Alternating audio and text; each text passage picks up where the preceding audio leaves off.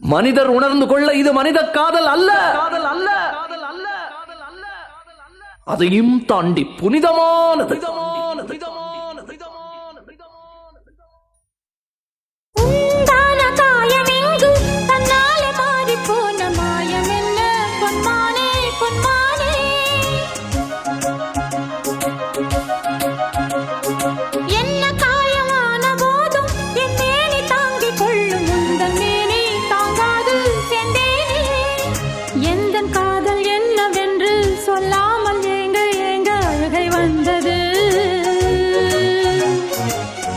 சோகம் உன்னை தாக்கும் என்றெண்ணும் போது வந்த அழுகை நின்றது.